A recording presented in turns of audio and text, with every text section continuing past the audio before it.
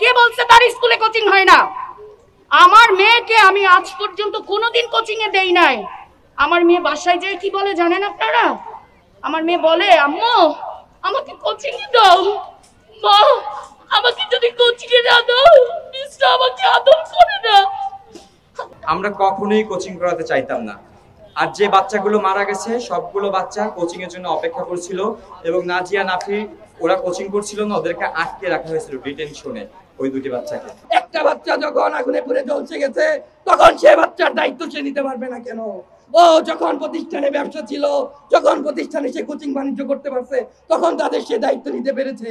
কিন্তু যখন একটা বাচ্চা আহত হয়েছে, বিপদগ্রস্ত হয়েছে, তখন তার দায়িত্ব নেওয়া তার কোনো কাজ, তার কোনো ইয়েতে পড়ে না। গত শনিবার সবাইকে ডেকে বলে এদেশে আপনি মামলা করতে পারবেন, মামলা করে আপনি কি কিছু করতে পারবেন, বিচার পাবেন।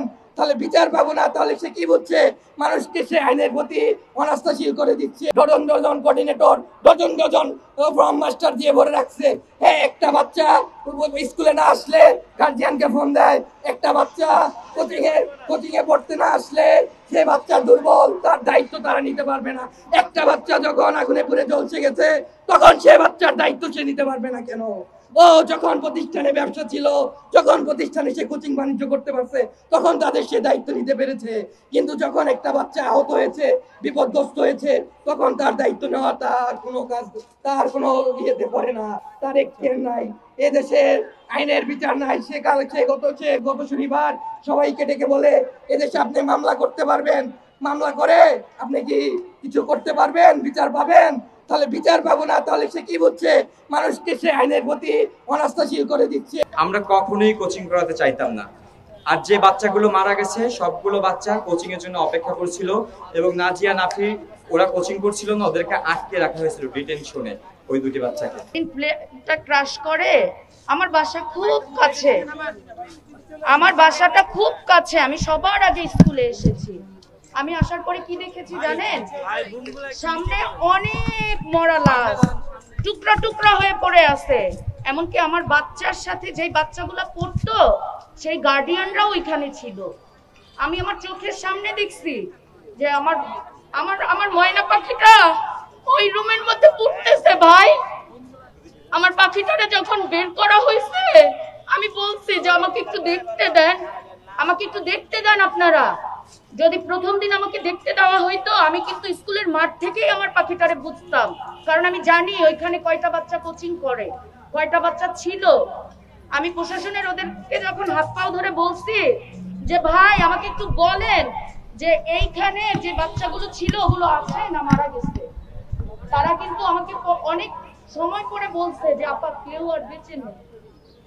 তো তখন ওই মরা বাচ্চাগুলোকে একটু মাঠেই রাখতো। আমাদের মাইলস্টোনে নুরুন নবী স্যারের তো অনেক বড় বড় মাঠ, স্যার একটু মাঠেই রাখতো। আমরা ওইখান থেকে বেছে নিয়ে যাইতাম। কিন্তু কি করেছে জানেন আপনারা? সেদিন স্যার সবার আগে আমার ময়না পাখির মতো আরো যে পাখিগুলো ছিল না ওই পাখিগুলোরে উঠায় আগে নিয়ে গেছে। কেন ভাই?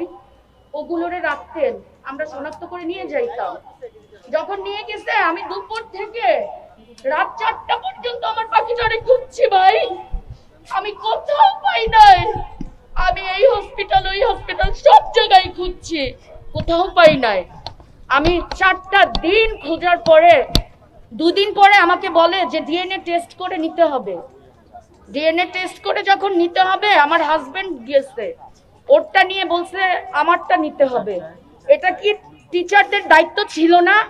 আমি তো ভারসাম্যহীন ছিলাম। একদিন পরে আমি আর কিছু দেখতে পাই নাই, আমি কাউকে চিনি নাই। তাহলে আমাকে ওই অবস্থায় নিয়ে যাওয়া হয়েছে ডিএনএ দেওয়ার জন্য। এটা কি স্কুলের দায়িত্ব ছিল না যে আমার তো একটু রক্তই নেওয়া লাগতো? ওই রক্তটা নেওয়ার জন্য কিন্তু স্কুল কর্তৃপক্ষ এটাও করে নাই। স্কুল কর্তৃপক্ষ আমাদেরকে 20 দিন পর ডাকছে। 20 দিন পর ডেকে তারপরে আমাদের সাথে মিটিং করে। কি মিটিং করে জানেন আপনারা? সে তার স্কুল বাঁচানোর জন্য মিটিং করে। কেন? তার কাছে কি আমাদের বাচ্চাগুলোর কোনো দাম নাই? তার স্কুলের দাম বেশি না আমাদের বাচ্চাগুলোর দাম বেশি? যেদিন প্লেন ক্র্যাশ হয়েছে আমার চোখের সামনে দিয়ে নুরুন নবী স্যারের গাড়িগুলা সব বের হয়ে গেছে, একটা একটা করে